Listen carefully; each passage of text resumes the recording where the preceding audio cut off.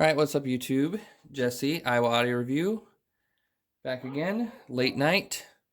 Tonight I got some Sony SS-CS5s, and didn't actually ever plan on buying these. Maybe down the road use or something, but as of right now on Amazon, Best Buy, and eBay, as far as I can tell, almost every retailer, main retailer, has dropped the price of these from, I don't know, 110, 120 down to anywhere from 70 to 75 bucks. I got these off Amazon for 73 and they came in one day. I'm pretty sure Amazon shipped them from Best Buy.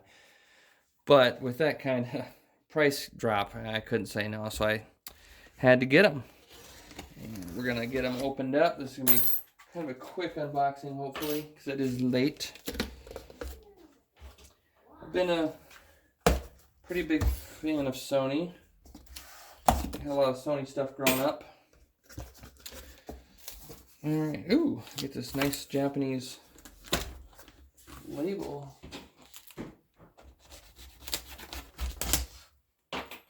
This might have something to do with customs or something.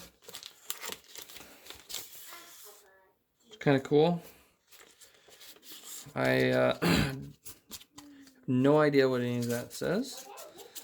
We're not going to worry about that right now. Let's just get these puppies out of the box. I already know there's a handful of YouTube videos on these, and I wasn't going to review them because, like I said, I wasn't going to buy them. But since the opportunity came up, and I bought these yesterday for $73 on Amazon. I checked again right before I did this video, and Best Buy, eBay, and Amazon all had these. Anywhere from 70 to 75 is all I'm going to say. I'm not going to quote exact prices, but either way, these things are a steal right now. Let's see, we got a little tape here on the bottom. Get these puppies undressed.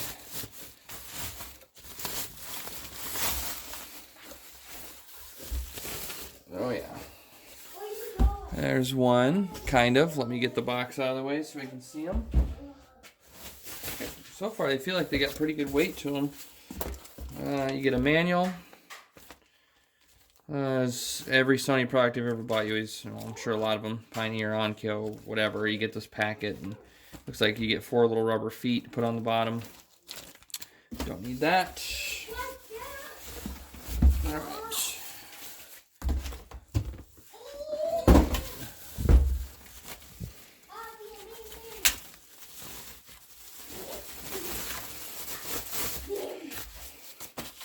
These suckers out. And let me lay them on their back so you can probably see them better on their back. Ta-da! Sony SS-CS5 BookShelf speakers.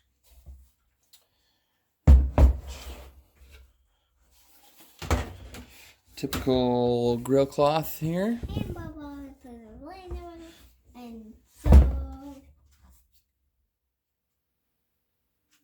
Go on.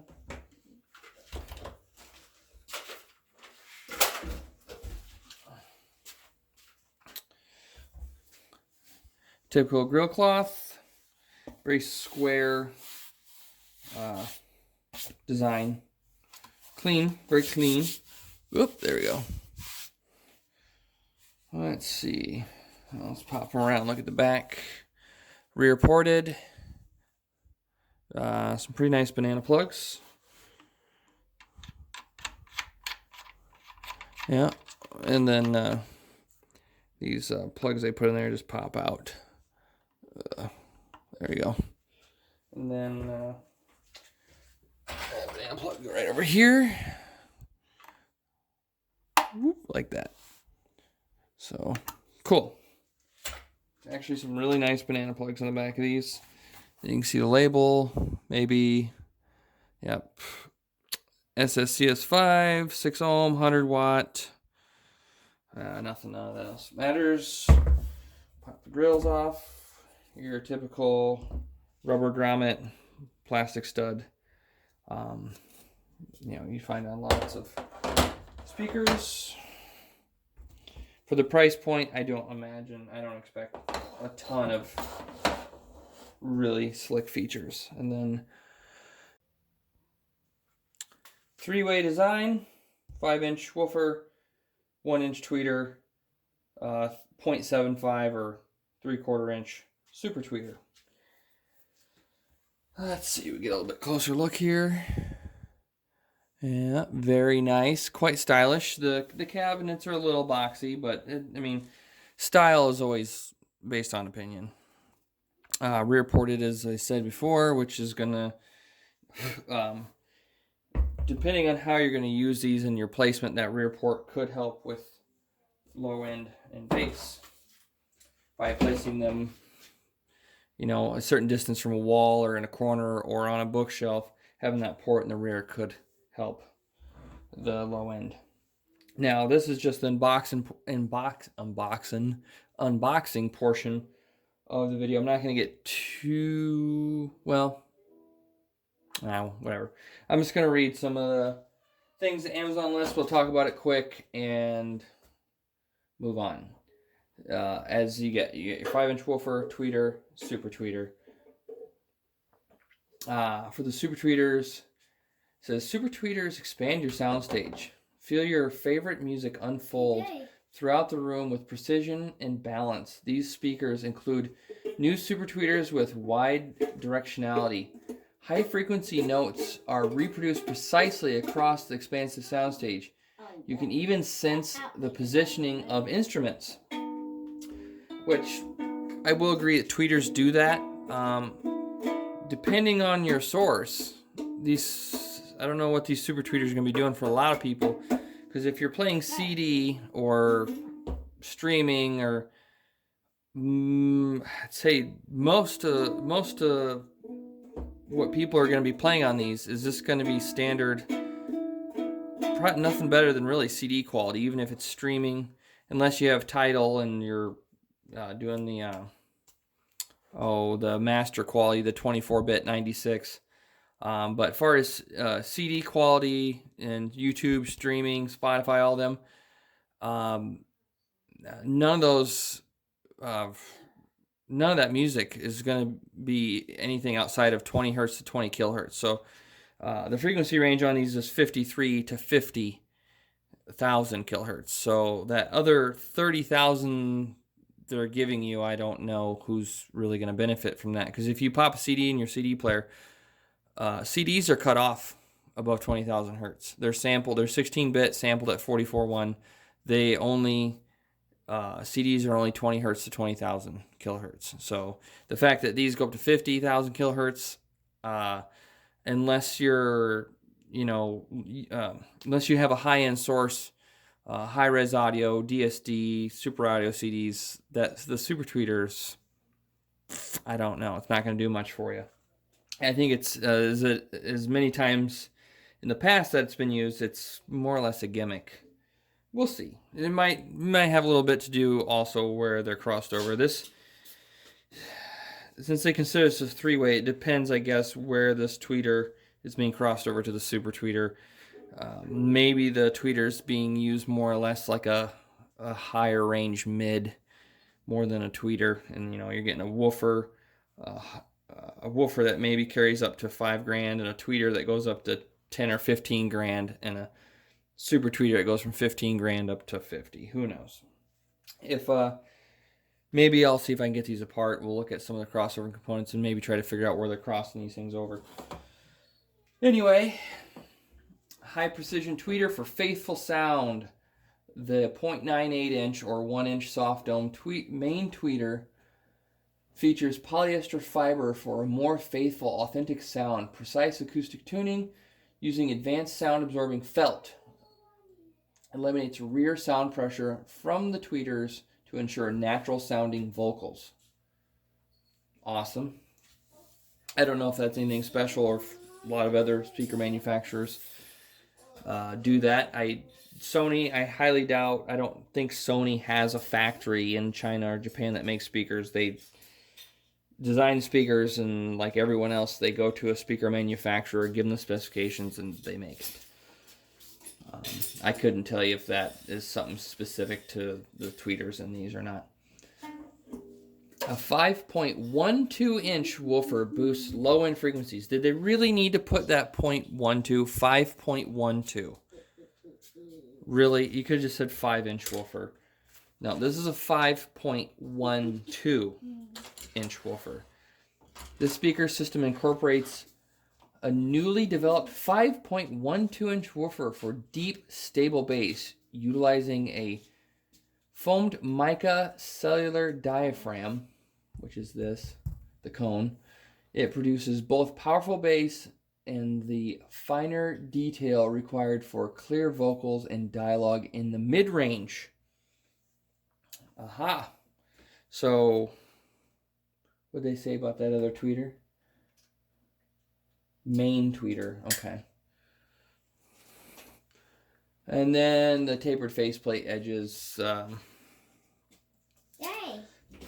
Says here, eliminating unnecessary noise from the baffle board and cabinet is essential for high frequency performance. With slightly tapered faceplate edge diffraction is suppressed for a clear and natural soundstage. Well, they're talking about the edge here, as if you were going to test these for fidelity with their cover on. I suppose having these tapered might help, but at the same time, the edges aren't tapered. And I haven't done a ton of speaker design, but some of the speaker design I've done, just having these little edges tapered is going to help a teeny bit, but these edges would need to be vastly more tapered to prevent baffle or front diffraction from the tweeters. Even placing felt around on the faceplate might help, or tapering these off. Just having this tapered is not going to make much of a difference. This is, again, more just whatever they can think of to try to sell these. And I'm not cutting them down. I'm just saying it is what it is. Having the edge of the grill tapered like that is not going to really do much. If you're going to listen to these seriously, you would probably just take the grills off. Rich acoustics with strong cabinet designed. Ported all wood enclosure. By all wood, they just mean particle board, which is just wood and glue, which is fine. Particle board is a very good medium, or it's a very good material to make speakers out of because it's consistent. The ported all wood enclosures are built for resonant acoustics. Unwanted vibrations are dampened and absorbed thanks to the rigid construction, which includes interior joints strengthened with solid wooden structure. I can read just fine. I just can't see this. This is an old laptop, so unless you're right in front of it, you can't see it. So I'm having a hard time. Anyway, they're just saying they built the cabinets a little better than they usually do, which I believe them. They got the weight behind them to make me believe it. And then I don't know if you can see. We'll see if I can get this port lit up and I can actually see some bracing down in there, right there. See that wood brace that goes across? So even right there, there is some bracing, which is good to prevent. They probably ran some bracing side to side in here. We'll see if I can get them open. You don't want cabinet resonance, which is basically when the woofer really gets going, the vibrations build up, and the cabinet itself, especially a lot of times the sides, will begin to vibrate themselves. And basically, when any surface like that starts to vibrate, it kind of becomes a speaker itself. You don't want that. You want the cabinet to be as solid as possible and not vibrate. The only thing you want to vibrate is the speaker itself. Because as they're saying, the cabinet starts to vibrate a lot. It builds what they call resonance, which I'm not going to get into the whole plethora of issues that can cause. So it's good they were trying to avoid that. Mica reinforced cellular cone. Undistorted audio. Many speakers use paper cones, which there's nothing wrong with paper cones. That flex deteriorate over time, leading to a more distorted sound. Mica reinforced cellular fiber woofers are rigid, holding their shape even when moving at high pressure and speed, so you can drive the bass harder without compromising audio quality. That is mostly true, other than if you got to take in the fact how good a quality of paper cone. I mean, yes, there's crappy paper cone speakers, and then there's really good paper cone speakers. But so far, I mean, if all these things are true, and I mean, I've watched other videos on these, so I already kind of know, but I'm trying to do this from a fresh out of the box standpoint. And even though I've had a lot of Sony products in the past and have almost always been satisfied with them, granted, Sony, a lot of people don't know it, Sony makes stuff, they're one of those companies, they make stuff pretty much from the bottom of the barrel all the way, you know, up to the upper echelon. You know, they've even they would have some audiophile speakers and amplifiers, and actually have a set. I don't remember the model name of them, but they're the big triangle ones from the 90s that were arguably considered audiophile speakers. And I actually may be comparing these to those, because those were very expensive 20 years ago, and these are very inexpensive, and I can almost guarantee these sound better. So for this portion of the video, that will be it. Next, I'm going to look off camera here. I'm going to look and see if there's any way I can get these apart. Maybe see how this, if I can get the front off, we can get inside and see what's going on inside, look at the crossovers and yada, yada, yada. And then following that portion, a sound demo. So sit tight. All right, I'm not sure exactly where I left off, but I think it had something to do with see if we can get the front off so we can look inside.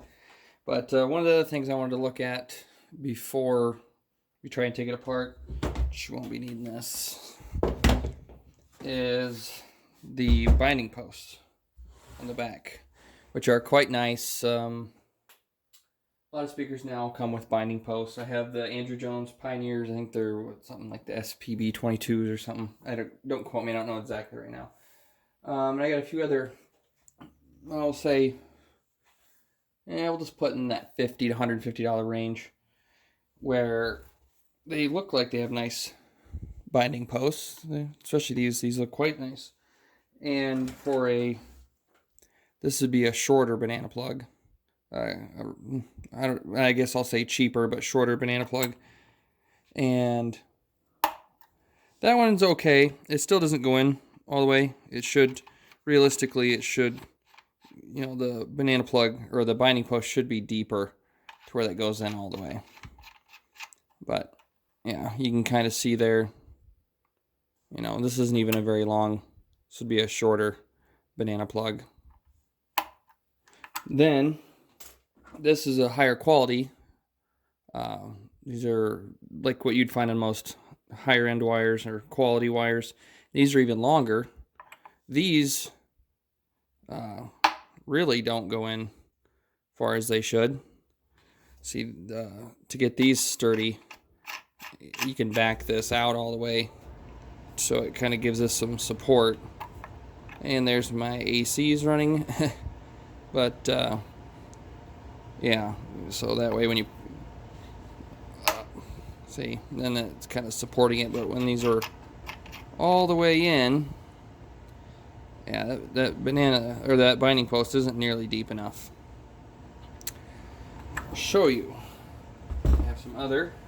This is a typical terminal plate you get off Parts Express. Very common style binding post and termination plate.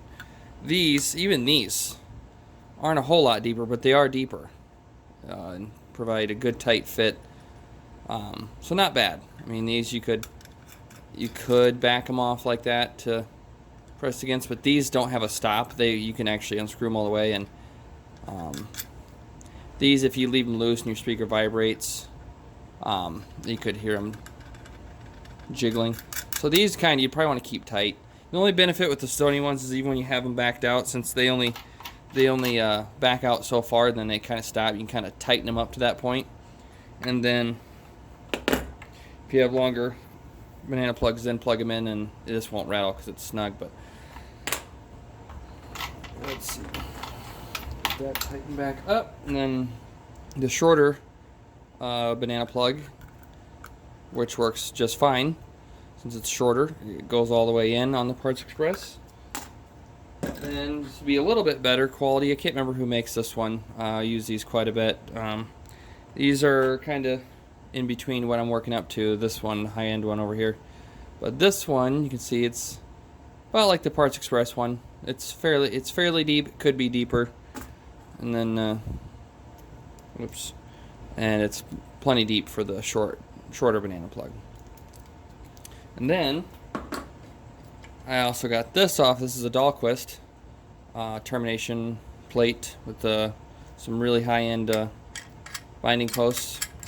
These were like a factory blowout or something on Parts Express. These now are my favorite kind, because these, even the high-end, longer banana plug goes all the way in. And obviously the short one's definitely gonna go all the way in. Then, whoops, I noticed the Pioneers and a couple other sets of BookShelf speakers I've gotten. The banana plug, or the binding post depth is just not even close to as deep as it really should be. It's not that it's a huge deal, but far as if you have like large high quality wire that's can be fairly heavy, it's gonna be hanging on this, and you want these to be nice and deep to really support that banana plug. That's probably my only actual gripe.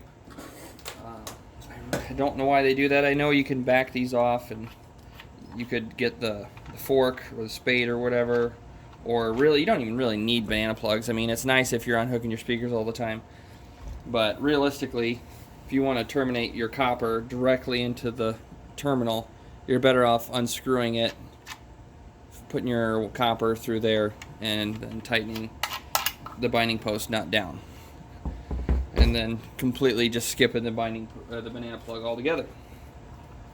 But yeah, that's my really don't know. It's obviously they're nice looking but cheap binding posts. So let's get it flipped over here. This stuff on the front here, it's got like almost feels kind of like a really fine vinyl record. So it's almost like it's like a machined plastic. Yeah, it looks cool, but it's one of those things that if it gets bumped around and stuff over time, it's gonna get all scratched up and look like crap. So if you take good care of them, probably be fine. But otherwise, these things could get kind of ugly in time. All right, let's see. I'm hoping taking all these screws out will. Actually, you know what? It's late. I don't have a lot of time. We're just gonna use the drill.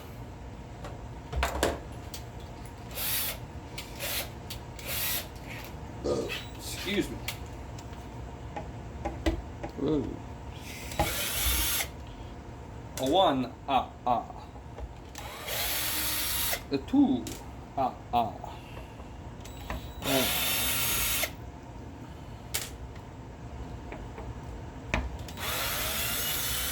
I will take these apart just so you guys can see, whoa, what's going on inside. A little more magnetic here. There we go. I haven't decided if I'm going to keep these yet or not. I do really like them. I thought about putting them in the bedroom, but I don't really need them in the bedroom. I already have a working setup in the bedroom that I have no issues with, and I don't really see the reason to mess with it. Alright.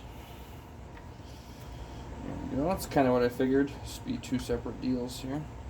Now, actually, before we pull our pants down here. Yeah,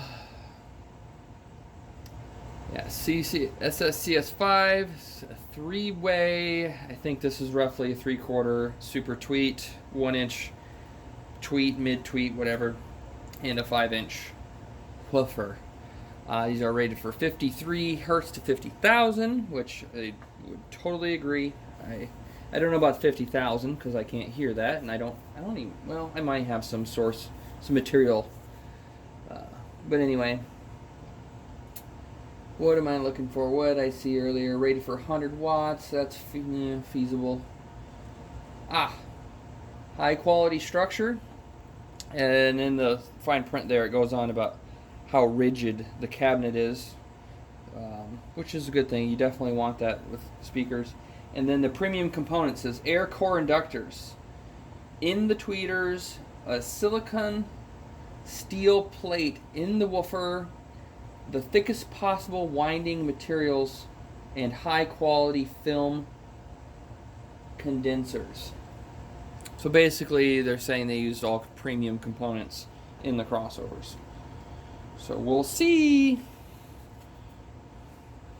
I can get this out.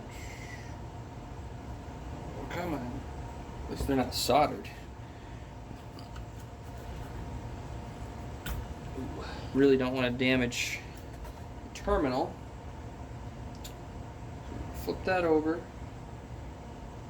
And I'm going to grab this. Grab this. Put pressure on this so I don't pull it off. There we go. Ooh. Well, anyway. Let's take a quick look. Not much to see here on the tweeter. Other than it says Malaysia on it. It's some sort of, obviously Sony set this up to probably be mass produced. Not very impressive. Although I can't see what's going on the inside. It sounds quite impressive. It's a pretty good sounding tweeter for the price of these speakers. It definitely sounds pretty darn good. Looking at the, make sure I don't set the tweeter down and damage its dome. We're going to take this crap off here. Off the super tweet. Do they really have to put this stuff on here? I mean, probably keeps it from touching stuff and shorting out, but okay. We're just going to leave that alone.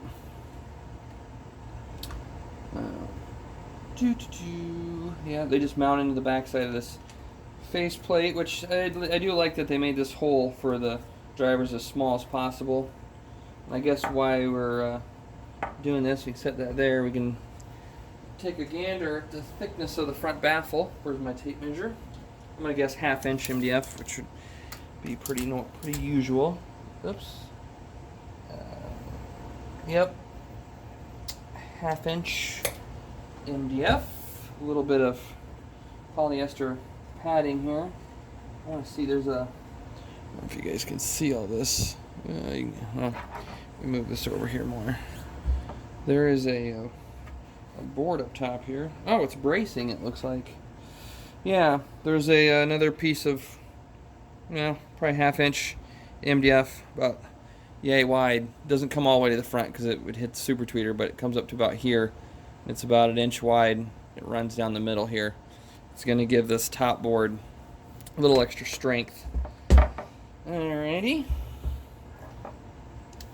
If you can see in there very well, it's basically a plastic flare on the back, and then a black cardboard tube, and then another plastic flare on this end is what it looks like, which is fine, I guess. It's not the best, but at least they flared the ends. Alrighty. Really don't like putting that stress on there. So this guy does not want to come out. Push on it from the back. Ow. Sorry. Wow. Whoa. That may just have to hang out the way.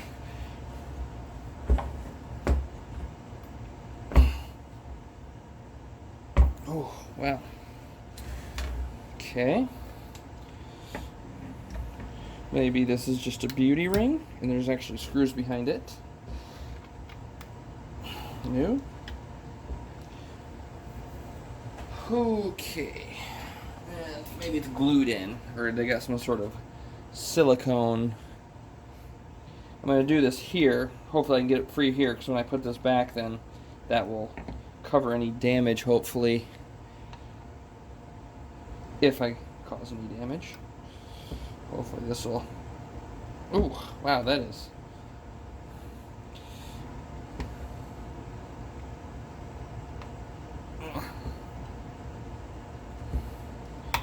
What do they got going on?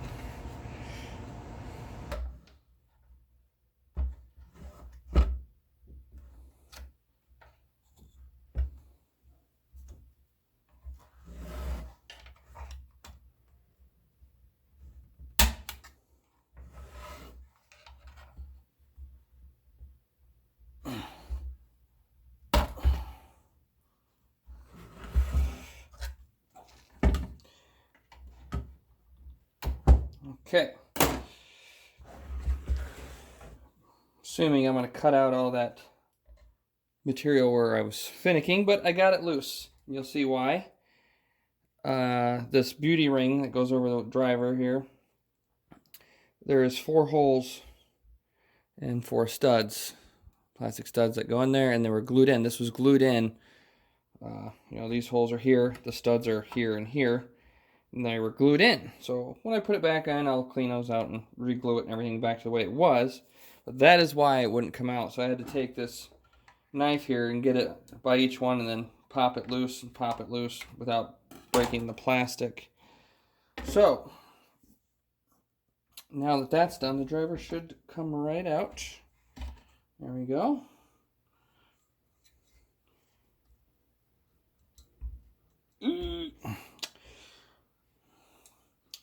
These always make me nervous because I would hate to break a terminal off.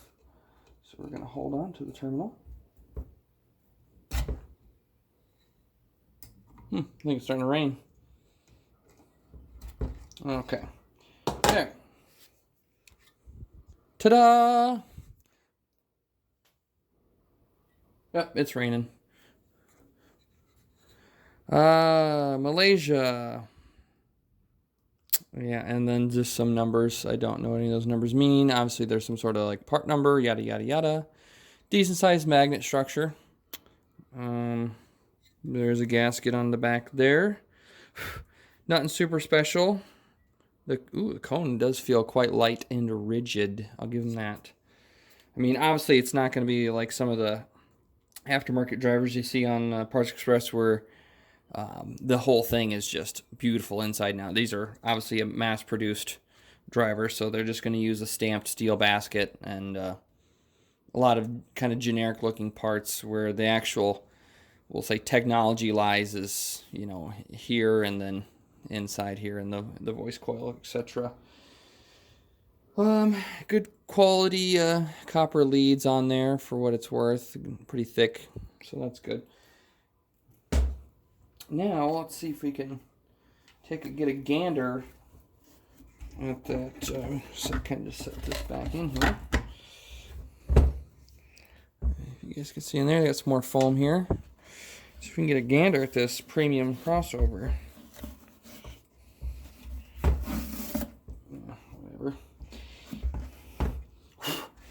Whatever. Cabinet bracing on throughout the sides. Nothing. There's your typical wood wedges. Ooh, thunder and lightning. You guys probably can't see up in there, but oh wait, you can right here. There is a brace that does run across the front right under here, which is good. And then they obviously this happened. They do this a lot, but this circle they cut out, possibly from this or you know from something else. And then they just glue it to the bottom there, which arguably adds rigidity to the bottom. I was hoping to see more on the sides being the biggest, arguably the biggest pieces. The front should be very thick as well, because that's where the drivers are actually mounted. And they've actually milled into this 1/2-inch thick baffle to, you know, flush mount the woofer. So now the woofer's down to 1/4 of an inch roughly to mount into, which is okay. And this is not premium MDF. I can tell just by touching it and looking at it. The particle sizes in it. Like really good quality MDF would be a lot finer material than that. It's better than what some of the old 80s and 90s kind of cheap speakers were made out of, like that really crappy like wood chip stuff. It's better than that, but it's I really wish it was thicker than that. In the end, they might have done a bunch of stuff and were probably trying to hit a certain quality of sound versus price. And maybe this being like this didn't affect any of that. But I really wish there was a brace going across in here. Side to side. I don't know if you can see, but right underneath the port here, side to side. It'd be nice if there was a brace there supporting that. And I could add one, but I'm not gonna because I don't really care that much. I'm just gonna put these back together. We're gonna listen to them, and then I'll probably sit on them for a while. Maybe use them to compare against other speakers, yada, yada, yada. And then maybe sell them. I don't know. Anyway, the crossovers, on the other hand, look pretty decent. Those are good quality resistors. The white little blocks there, resistors. Those do look like, what are those called?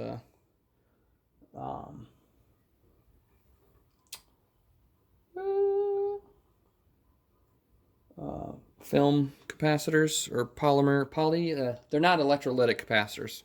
What's the word I'm thinking of? Film and foil or something, or I don't know. They're better than normal. A lot of cheaper stuff would use your typical electrolytic capacitor, which is not necessarily the best for audio. And then you got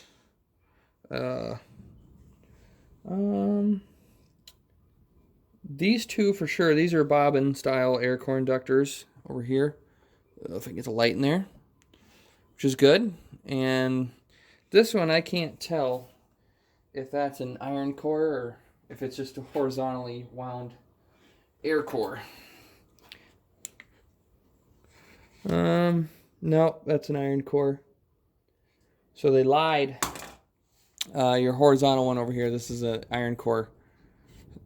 Basically, it's your copper wire wrapped around an iron core, where air core, or there we go, now you can see them.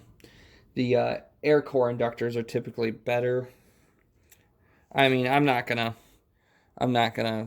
say there's anything wrong with these crossovers. This is a lot nicer crossover than I find in most $100 or even $150 speakers. I've had other speakers in this price range in the past that literally have nothing on the woofer and a cap on the mid and a capacitor on the tweeter, and that's it. It is nice that they placed the air core inductors that were next to each other in different planes, where one is horizontal and one is vertical, so their electrical field, they don't get crosstalk or whatever. And you can, I roughly know this stuff. I'm not like hardcore in how all this works. Mocha, get back over here. Get out of there. Get. Go on. Ugh. You can't be over there. Here. Go back in your house. But yeah. Overall, very nice looking crossover for a speaker in this price range. And then I wish the wires that came off the banana plugs were a little heavier. That looks like 20 or 18 gauge. It's pretty dinky, but it looks like that crossover is glued in there. And I don't want to. And yeah, I'd have to pull the crossover out and solder on heavier wire. And it's probably fine, even though it's small wire. It's such a short run. It's probably not going to make any difference. So, overall, build quality is not bad. I can live with it. It'd been nice even if the sides and everything were 1/2-inch particle board. But yeah, it'd been nice if the front, maybe they did 3/4 inch thick. yeah, 3/4 inch thick front baffle and then just half on the sides. I don't know.